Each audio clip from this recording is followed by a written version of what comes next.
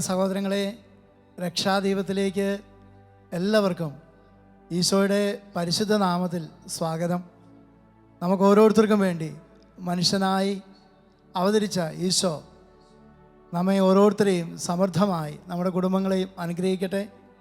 ഫിലിപ്പിയർക്കുള്ള ലേഖനം 2-ാം അധ്യായം 6-ാമത്തെ തിരുവചനം, ദൈവവുമായുള്ള സമാനത നിലനിർത്തേണ്ട കാര്യമായി പരിഗണിക്കാതെ അവൻ തന്നെ തന്നെ ശൂന്യനാക്കി മനുഷ്യനായി ദാസന്റെ രൂപമെടുത്തു. Hallelujah, hallelujah, hallelujah. പ്രിയപ്പെട്ട സഹോദരങ്ങളെ, നമുക്ക് പ്രാർത്ഥിക്കാം. നമുക്കൊന്ന് കണ്ണുകളടച്ച് കരങ്ങൾ കൂപ്പി ഈശോയ്ക്ക് നമ്മളെ തന്നെ നമുക്ക് സമർപ്പിക്കാം. പിതാവിനോടുള്ള സമാനത നിലനിർത്തേണ്ട കാര്യമായി അവൻ പരിഗണിച്ചില്ല.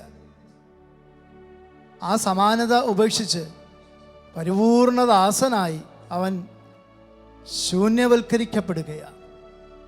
മനുഷ്യനായി വേഷമെടുക്കുകയാണ്, ശൂന്യനായി തീരുകയാണ്. സ്വർഗത്തോളം ഉണ്ടായിരുന്ന സകലതും എല്ലാം ഉപേക്ഷിച്ച് മനുഷ്യനായി അവതരിച്ച ഈശോയെ നമുക്ക് സ്വീകരിക്കാം. നമുക്ക് ആ ഈശോയുടെ മനോഭാവം സ്വീകരിക്കാനായി പ്രാർത്ഥിക്കാം. പരിശുദ്ധാത്മാവ് പറയുന്നുണ്ടല്ലോ, ക്രിസ്തുവിനുണ്ടായിരുന്ന ഈ മനോഭാവം നിങ്ങൾക്കും ഉണ്ടാകട്ടെ.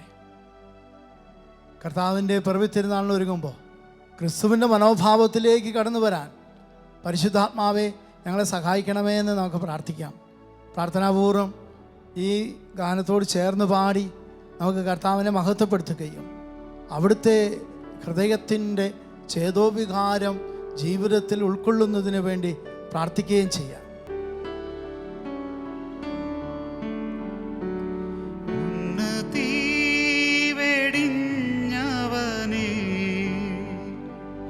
മണ്ണിൽ താണു വന്നവനെ,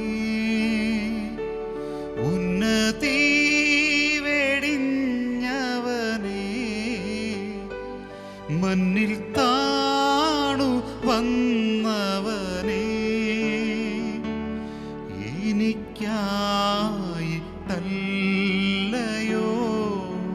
ക്രൂശതിൽ ജീവനെ തന്നത്, എനിക്കായിട്ടല്ലയോ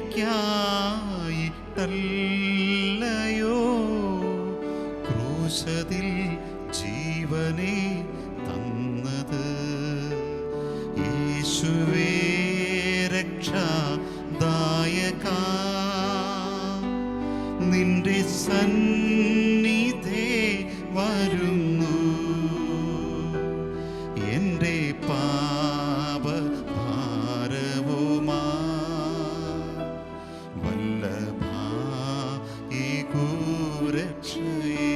ചേർന്ന് പാടി പ്രാർത്ഥിക്കാം. യേശുവേ രക്ഷാദായകാ, നിന്റെ സന്നിധേ വരുന്നു, എൻ്റെ പാപഭാരവുമാ വല്ലഭായികൂ രക്ഷയേ. നമുക്ക് വേണ്ടി ദാസന്റെ രൂപമെടുത്തവൻ, നമുക്ക് വേണ്ടി ശൂന്യനായവൻ, നമുക്ക് വേണ്ടി കുരിശിൽ മരിച്ചവൻ, അവൻ്റെ അരികിലേക്ക് നമുക്ക് ചേർന്ന് നിൽക്കാം. നമ്മുടെ ഭാരവും ദുഃഖവും നൊമ്പരവും അസ്വസ്ഥതയും അവൻ്റെ സന്നിധിയിൽ നമുക്ക് സമർപ്പിക്കാം. നമ്മെ ഓരോരുത്തരെയും അനുഗ്രഹിക്കുന്ന സമയമാണ്. അവൻ്റെ രക്ഷയുടെ സൽഫലങ്ങൾ ജീവിതത്തിൽ സ്വന്തമാക്കാൻ നമുക്ക് പ്രാർത്ഥിക്കാം. പാപം ചെയ്തിടാത്തവനെ,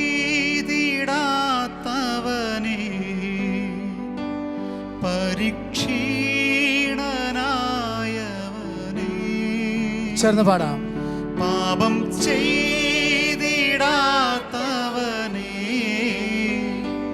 പരീക്ഷീണനായവനെ,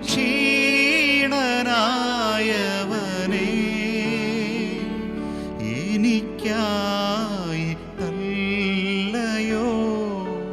ക്രൂശതിൽ ദാഹിച്ചു കേണത്, എനിക്കായിട്ടല്ലയോ ക്രൂശതിൽ ദാഹിച്ചു കേണത്. യേശുവേ രക്ഷാദായക ചേർന്ന് പാടി പ്രാർത്ഥിക്കുന്നു. നിന്റെ സന്നിധേ വരുന്നു, സ്വരമുയർത്തി എന്റെ പാപഭാരവുമാ യേശുവേ വല്ലഭാ ഈ രക്ഷയേ യേശുവേ ചേർന്ന് പാടി ദായക നിന്റെ സന്നിധേ വരുന്നു, എന്റെ പാപഭാരവുമാ വല്ലഭാ ഈ രക്ഷയേ എന്റെ രോഗം നീ വഹിച്ചു, എന്റെ ശാപം നീക്കിയല്ലോ, എന്റെ രോഗം നീ വഹിച്ചു, എന്റെ ശാപം നീക്കിയല്ലോ,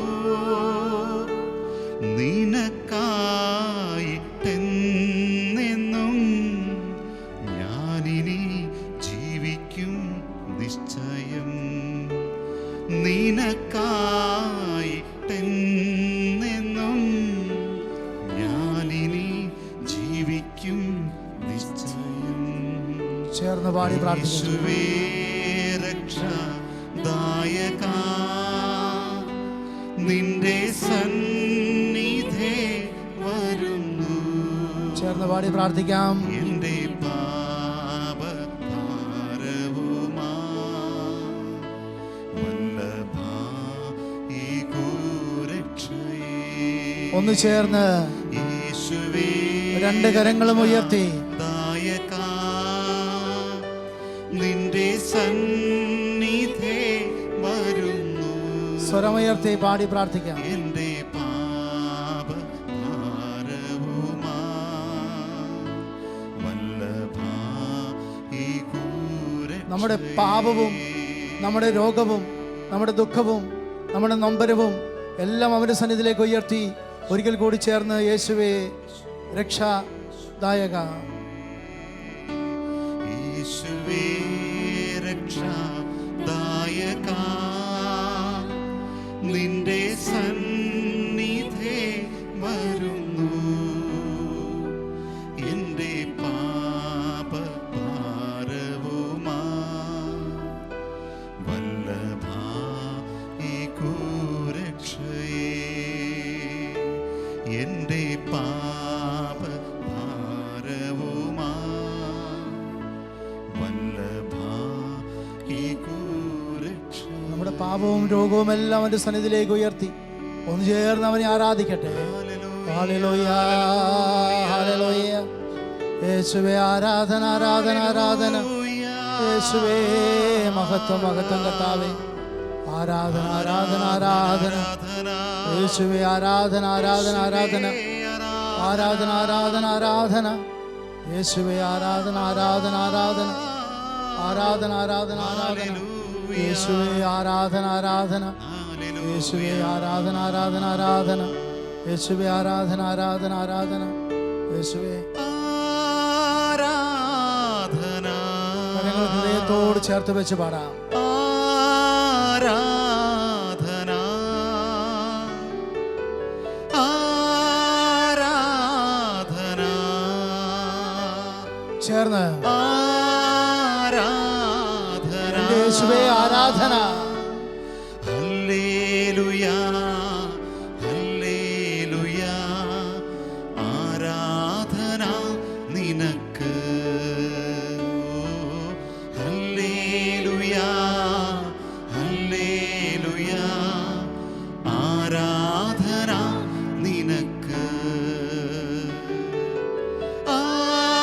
ആരാധന ആരാധന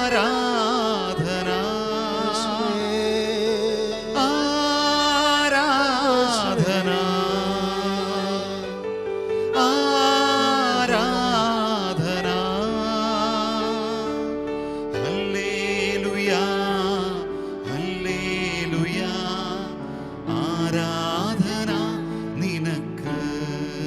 ഓ ഹല്ലേലൂയാ ഹല്ലേലൂയാ, ആരാധന നിനക്ക്. ഹല്ലേലൂയാ ഹല്ലേലൂയാ, ആരാധന നിനക്ക്. ഒന്ന് ചേർന്ന് പ്രാർത്ഥിക്കാം. നന്മ നിറഞ്ഞ മറിയമേ സ്വസ്തി, കർത്താവ് അങ്ങയുടെ കൂടെ സ്ത്രീകൾ അങ്ങ് അനുഗ്രഹിക്കപ്പെട്ടവളാകുന്നു. അങ്ങയുടെ ഉദരത്തിൻ ഫലമായി ഈശോ അനുഗ്രഹിക്കപ്പെട്ടവനാകുന്നു. പരിശുദ്ധ മറിയമേ തമ്പുരാന്റെ അമ്മേ, പാപികളായ ഞങ്ങൾക്ക് വേണ്ടി ഇപ്പോഴും ഞങ്ങളുടെ മരണസമയത്തും തമ്പുരാനോട് അപേക്ഷിച്ചുകൊള്ളണമേ. ആമേൻ. ഈശോ മിശിഹായുടെ വാഗ്ദാനങ്ങൾക്ക് ഞങ്ങൾ യോഗ്യരാകുവാൻ സർവേശ്വരന്റെ പരിശുദ്ധ മാതാവേ, ഞങ്ങൾക്ക് വേണ്ടി അപേക്ഷിക്കണമേ. വിശുദ്ധ ഔസേപ്പ് പിതാവേ, ഞങ്ങൾക്ക് വേണ്ടി അപേക്ഷിക്കണമേ. ഈശോ മിശിഹായ്ക്ക് സ്തുതിയായിരിക്കട്ടെ. Praise the Lord. Praise the Lord. Hallelujah hallelujah hallelujah hallelujah hallelujah hallelujah hallelujah. Hallelujah. പ്രിയപ്പെട്ട സഹോദരങ്ങളെ, വിശുദ്ധ ലൂക്കാ സുവിശേഷം 2-ാം അധ്യായം 10-ാം തിരുവചനം ഇപ്രകാരമാണ് രേഖപ്പെടുത്തുക: ഇതാ സകല ജനത്തിനും വേണ്ടിയുള്ള വലിയ സന്തോഷത്തിൻ്റെ സദ്വാർത്ത ഞങ്ങൾ നിങ്ങളെ അറിയിക്കുന്നു. ഇതാ സകല ജനത്തിനും വേണ്ടിയുള്ള വലിയ സന്തോഷത്തിൻ്റെ സദ്വാർത്ത ഞങ്ങൾ നിങ്ങളെ അറിയിക്കുന്നു. ഹല്ലേലൂയ. എൻ്റെ പ്രിയപ്പെട്ട സഹോദരങ്ങളെ, ദൈവദൂതന്മാർ ഇപ്രകാരം പറയുകയാണ്: എല്ലാ ജനത്തിനും വേണ്ടിയുള്ള, മാനവകുലത്തിനു മുഴുവൻ വേണ്ടിയുള്ള, സകല മനുഷ്യർക്കും വേണ്ടിയുള്ള, എല്ലാ സൃഷ്ടികൾക്കും വേണ്ടിയുള്ള വലിയ സന്തോഷത്തിൻ്റെ സദ്വാർത്ത. യേശുക്രിസ്തുവിൻ്റെ ജനനം വലിയ സന്തോഷം മനുഷ്യർക്ക് നൽകുന്നതാണ്. Hallelujah hallelujah. പ്രിയപ്പെട്ട സഹോദരങ്ങളെ, ഈ വലിയ സന്തോഷം മനുഷ്യർക്ക് നൽകാൻ വേണ്ടി ത്യാഗമെടുത്ത കുറേ വ്യക്തികളുണ്ട്. നമ്മളിന്ന് അവരെക്കുറിച്ചാണ് ചിന്തിക്കുക. ഈശോയുടെ ജനന തിരുനാളിൽ നമ്മൾ പലപ്പോഴും അധികം ചിന്തിക്കാത്ത ചില വ്യക്തികളുണ്ട്. എനിക്കും നിങ്ങൾക്കും സന്തോഷം തരാൻ വേണ്ടി, എനിക്കും നിങ്ങൾക്കും ലോകം മുഴുവനും സന്തോഷമുണ്ടാകുന്നതിന് വേണ്ടി തങ്ങളുടെ സന്തോഷങ്ങളെ ഇല്ലാതാക്കിയ ഒരു പിടി വ്യക്തികളുണ്ട് സുവിശേഷത്തിൽ. അവരുടെ സന്തോഷങ്ങളെ ഇല്ലാതാക്കിയപ്പോഴാണ് നമുക്ക് ഓരോരുത്തർക്കും വലിയ സന്തോഷത്തിൻ്റെ സദ്വാർത്തയായ ക്രിസ്മസ് ആഘോഷിക്കാനായിട്ട് ഇടവന്നത്. Hallelujah hallelujah hallelujah hallelujah hallelujah. Hallelujah. പ്രിയപ്പെട്ട സഹോദരങ്ങളെ, ഓരോ ക്രിസ്മസും അനേകർക്ക് വലിയ ആഘോഷങ്ങൾ നൽകുമ്പോൾ ചിലരുടെയൊക്കെ ജീവിതത്തിൽ ഈ ആഘോഷങ്ങൾ ഇല്ലാതെ പോകുന്നവരുണ്ട്. ഏതാനും നാളുകൾക്ക് മുമ്പ് ഒരു പ്രിയപ്പെട്ട സഹോദരൻ ഒരു ക്രിസ്മസിൻ്റെ അനുഭവം പങ്കുവയ്ക്കുകയാണ്. അദ്ദേഹം ഇപ്രകാരമാണ് പറയുക: നല്ല ബിസിനസ്സുകാരനായിരുന്നു. അദ്ദേഹത്തിൻ്റെ ബിസിനസ് എല്ലാം പൊളിഞ്ഞുപോയി. അദ്ദേഹത്തിന് 6 മക്കളാണുള്ളത്. ബിസിനസ് പൊളിഞ്ഞു. അദ്ദേഹം ഒരു ചെറിയ വാടക വീട്ടിൽ വളരെ പരിതാപകരമായ ഒരു അവസ്ഥയിൽ കഴിയുകയാണ്. അദ്ദേഹം പറയുകയാണ്, ക്രിസ്മസിൻ്റെ തലേദിവസമായി. അതിനു മുമ്പുള്ള അദ്ദേഹത്തിൻ്റെ ക്രിസ്മസ് അടിച്ചുപൊളി ക്രിസ്മസ് ആയിരുന്നു. വലിയ ആഘോഷങ്ങളുണ്ടായിരുന്നു. വീട്ടിലെ കുടുംബക്കാരൊക്കെ ഒരുമിച്ച് കൂടുമായിരുന്നു. അദ്ദേഹത്തിൻ്റെ ബിസിനസ് ഉള്ള സ്റ്റാഫുകളൊക്കെ ഒരുമിച്ച് കൂടുമായിരുന്നു. അങ്ങനെ വലിയ ആഘോഷത്തോടെ ക്രിസ്മസ് ആഘോഷിച്ചിരുന്ന അദ്ദേഹത്തിൻ്റെ വീട്ടിൽ യാതൊരു ആഘോഷവും ഇല്ലാതെ ഒരു ക്രിസ്മസ് വരികയാണ്. ഒരാഘോഷവും ഇല്ല. അപ്പോൾ ഭാര്യ പറഞ്ഞു, നാളെ ക്രിസ്മസ് അല്ലേ, കുഞ്ഞുങ്ങൾക്ക് ഒരു കഷ്ണം കേക്ക്. അദ്ദേഹം പറഞ്ഞു, കഴിഞ്ഞ കാലങ്ങളിൽ നമ്മളിതൊക്കെ ആഘോഷിച്ചു, ഈ വർഷം നമുക്ക് ക്രിസ്മസ് ഇല്ല. വീട്ടിൽ റേഷനറി അല്ലാതെ മറ്റൊന്നുമില്ല. അദ്ദേഹം പറഞ്ഞു, രാവിലെ നമുക്ക് പള്ളിയിൽ പോകാം, തിരിച്ചു വന്ന് നമുക്ക് കഞ്ഞി വെക്കാം. ഇവർ ക്രിസ്മസിന് രാവിലെ പള്ളിയിൽ പോയി തിരിച്ചു വരുമ്പോൾ തൊട്ട് അയൽവക്കത്ത് താമസിച്ചുകൊണ്ടിരുന്ന ഇവർക്ക് പത്തിരിയും മട്ടൻ കറിയും വെച്ചുകൊണ്ട് വന്നിരിക്കുന്നു.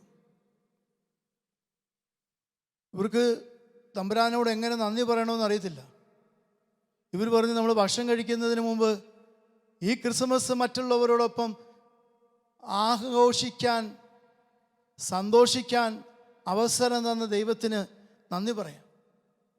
ഇവർ ഈ സഹോദരനും കുടുംബവും കൂടി തമ്പുരാന് നന്ദി പറഞ്ഞ് പ്രാർത്ഥിക്കുന്ന സമയത്ത് വീട്ടിൽ ഇദ്ദേഹത്തിൻ്റെ കടയിലെ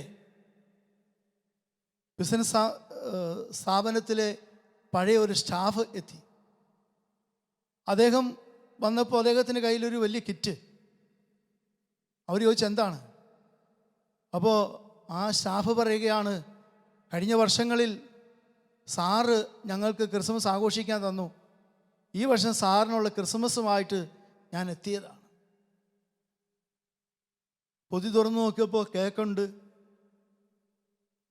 കപ്പ പുഴുങ്ങിയതുണ്ട്, പന്നിയിറച്ചിയുണ്ട്. എന്ത് ചെയ്യണമെന്നറിയാതെ ഈ സഹോദരൻ വാവിട്ട് നിലവിളിച്ചു. അല്പസമയം കഴിഞ്ഞു, ഇവർ ഭക്ഷണമെല്ലാം കഴിഞ്ഞ് ആ ദിവസം മുമ്പത്തെ വർഷത്തെ പോലല്ല ദൈവാരാധനയ്ക്ക് വേണ്ടി അത് മാറ്റിവെച്ചു. ഉച്ച സമയമായപ്പോൾ കടയിലെ വേറൊരു സ്റ്റാഫ് അവിടെ എത്തി. ആ സ്റ്റാഫ് വന്നത് ബിരിയാണി ആയിട്ടാണ്.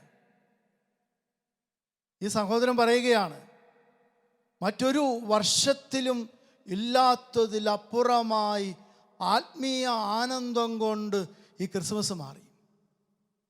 എൻ്റെ പ്രിയപ്പെട്ട സഹോദരങ്ങളെ, ഈ സഹോദരൻ്റെ ജീവിതത്തിൽ ക്രിസ്തുവിൻ്റെ ജനനത്തിൻ്റെ ആഘോഷത്തിന് വേറെ ചില കുടുംബങ്ങൾ ത്യാഗം എടുത്തു. ഇതുപോലെ തന്നെ നമ്മുടെയൊക്കെ ജീവിതത്തിൽ യേശുക്രിസ്തു ആകുന്ന വലിയ സന്തോഷത്തിൻ്റെ സദ്വാർത്ത അനുഭവമുണ്ടാകാൻ ത്യാഗമെടുത്ത അനേകം വ്യക്തികളുണ്ട്. അവരെക്കുറിച്ച് നമ്മളൊന്ന് ധ്യാനിക്കുന്നത്, ചിന്തിക്കുന്നത് ഒത്തിരി നല്ലതാണ്. ഒന്നാമതായി, യേശുവിൻ്റെ ജനനത്തിൽ ഏറ്റവും അധികം ത്യാഗമെടുത്തവരുടെ പട്ടികയിൽ ഞാൻ പെടുത്താൻ ആഗ്രഹിക്കുന്നത് വിശുദ്ധ യോസേപ്പ് പിതാവിനെയാണ്. മറുചോദ്യങ്ങൾ ഉന്നയിക്കാതെ ക്രിസ്തുവിൻ്റെ ജനനത്തിനു വേണ്ടി ത്യാഗമെടുത്ത ഒരു മനുഷ്യൻ. ജീവിതത്തിൽ ഒരിക്കലും മറുചോദ്യങ്ങൾ ഉന്നയിച്ചിട്ടില്ല. നമ്മളൊക്കെ ജീവിതത്തിൽ പലപ്പോഴും മറുചോദ്യങ്ങൾ ഉന്നയിക്കുന്നവരാണ്. ഇന്നതുപോലെ ചെയ്യാൻ പറയുമ്പോൾ അങ്ങനെ ചെയ്താൽ എങ്ങനെയിരിക്കുമെന്ന് 100 വട്ടം നമ്മൾ ചിന്തിക്കുന്നവരാണ്. ഒരുപക്ഷെ നമ്മളോട് തന്നെയോ അല്ലെങ്കിൽ ചെയ്യാൻ പറയുന്നവരോടോ നമ്മളൊക്കെ പലപ്പോഴും ചോദിക്കാറുണ്ട്, അങ്ങനെ ചെയ്താൽ ഇങ്ങനെ വരികയില്ലേ, അങ്ങനെ ചെയ്യാൻ പറ്റുമോ എന്നൊക്കെ നമ്മൾ പലപ്പോഴും ചോദിക്കാറുണ്ട്. അങ്ങനെ മറുചോദ്യങ്ങൾ ഉന്നയിക്കാത്ത ഒരു മനുഷ്യനാണ് യോസേപ്പ് പിതാവ്. യോസേപ്പ് പിതാവിൻ്റെ കരം പിടിച്ച് മുന്നോട്ട് പോകണമെന്ന് ഞാൻ പറയും. കുടുംബനാഥന്മാർ യോസേപ്പ് പിതാവിൻ്റെ കരം പിടിക്കണമെന്ന് ഞാൻ പറയും. കാരണം ഒരു കുടുംബത്തിൻ്റെ രണ്ടറ്റവും കൂട്ടിമുട്ടിക്കാൻ വേണ്ടി പെടാപ്പാടുപെടുന്നവരാ ഒട്ടുമിക്ക കുടുംബനാഥന്മാർ. ആ കുടുംബനാഥന്മാരുടെ ത്യാഗത്തിൻ്റെ പ്രതീകമാണ് യോസേപ്പ് പിതാവ്. രണ്ടറ്റവും കൂട്ടിമുട്ടിക്കണം. എന്തൊക്കെയാ പ്രശ്നങ്ങൾ കുടുംബത്തിൽ? മക്കളുടെ വിദ്യാഭ്യാസം, വീട് പണിയണം, മക്കളെ കെട്ടിച്ചയക്കണം, കുടുംബത്തിൽ ഭക്ഷണം ഉണ്ടാക്കണം. ഭാര്യയുടെ ജീവിതത്തിലോ മക്കളുടെ ജീവിതത്തിലോ കുറവുണ്ടാകാൻ പാടില്ല. സാമൂഹികമായ ഒത്തിരിയേറെ പ്രശ്നങ്ങളുണ്ട്. ഇതിനെല്ലാം അഭിമുഖീകരിച്ചുകൊണ്ട് ഒരു കുടുംബത്തെ മുന്നോട്ട് കൊണ്ടുപോകുന്ന ഒരു കുടുംബനാഥൻ്റെ സകല വേദനകളും വിശുദ്ധ യോസേപ്പ് പിതാവിൽ മൂർത്തീഭവിച്ചിട്ടുണ്ട്. യോസേപ്പ് പിതാവിൻ്റെ ജീവിതത്തിലേക്ക് ഒന്ന് ചിന്തിച്ചു നോക്കിക്കേ. താൻ വിവാഹം കഴിക്കാൻ വിവാഹം ഉറപ്പിച്ചു വച്ചിരുന്ന പെൺകുട്ടി, അവൾ ഗർഭം ധരിച്ചിരിക്കുന്നു എന്ന് മനസ്സിലാക്കിയ യോസേപ്പ് അവളെ ഉപേക്ഷിക്കാൻ തീരുമാനമെടുക്കുകയാണ്. എങ്ങനെ ഉപേക്ഷിക്കുക? യഹൂദ പശ്ചാത്തലത്തിൽ നിന്നുകൊണ്ട് അവൾക്ക് യാതൊരു ദോഷവും വരാത്ത വിധത്തിൽ രഹസ്യമായി അവളെ ഉപേക്ഷിക്കാൻ തീരുമാനിച്ചിരിക്കുകയാണ്. ആ സമയത്താണ് ദൈവത്തിൻ്റെ ദൂതൻ വന്ന് അവളോട് പറയുക, അവളെ ഉപേക്ഷിക്കാൻ പാടില്ല. അവൾ ഗർഭം ധരിച്ചിരിക്കുന്നത് പരിശുദ്ധാത്മാവിനാലാണ്. അവളിൽ നിന്ന് ജനിക്കാൻ പോകുന്ന കുഞ്ഞ് രക്ഷകനാണ്. ഇസ്രായേൽ കാത്തിരിക്കുന്ന രക്ഷകൻ അവളിൽ നിന്ന് ജന്മം കൊള്ളാൻ പോകുകയാണ്. അതുകൊണ്ട് അവളെ നീ സ്വീകരിക്കാൻ മടിക്കണ്ട. യോസേഫിൻ്റെ ത്യാഗത്തിൻ്റെ ചരിത്രം ഇവിടെ നിന്ന് തുടങ്ങുകയാണ്. യോസേഫ് രണ്ടാമതൊന്നും ആലോചിച്ചില്ല, മറുചോദ്യം ഉന്നയിച്ചില്ല. മറിയത്തെ ഭാര്യയെ സ്വീകരിച്ചു. അപ്പോഴാണ് പറയുന്നത് ബെത്ലഹേമിലേക്ക് പോകണം. നിറവയറുമായിരിക്കുന്ന മറിയത്തെയും കൂട്ടി ബെത്ലഹേമിലേക്ക് പോകുകയാണ്. ബെത്ലഹേമിലേക്ക് പോകുമ്പോൾ യോസേഫിൻ്റെ മുന്നിൽ 100 ചിന്തകളുണ്ട്. എന്താ ചിന്തകൾ? തൻ്റെ ഭാര്യയ്ക്ക് അവിടെ വെച്ച് പ്രസവ സമയമായാൽ അവൾ ജന്മം കൊടുക്കുന്ന കുഞ്ഞ്, അവൾക്ക് ആ കുഞ്ഞിന് ജന്മം കൊടുക്കാൻ ഒരിടം, അതിനുള്ള സാമ്പത്തികം. ഒരു പക്ഷേ ഒരു കുഞ്ഞിന് ജന്മം നൽകാൻ വേണ്ടി തൻ്റെ ഭാര്യ ഒരുങ്ങുന്ന സമയത്ത് ആ കുഞ്ഞിന് ജന്മം നൽകാൻ പറ്റിയ ആശുപത്രി ഏതാണെന്ന് ചിന്തിക്കുന്ന അപ്പന്മാരുണ്ട്. അതിനുവേണ്ടി പൈസ സ്വരുക്കൂട്ടുന്ന അപ്പന്മാരുണ്ട്. പ്രസവത്തിന് ഭാര്യയെ ഹോസ്പിറ്റലിൽ അഡ്മിറ്റ് ചെയ്തിട്ട് അവൾക്ക് മരുന്ന് മേടിക്കാൻ പൈസയ്ക്ക് വേണ്ടി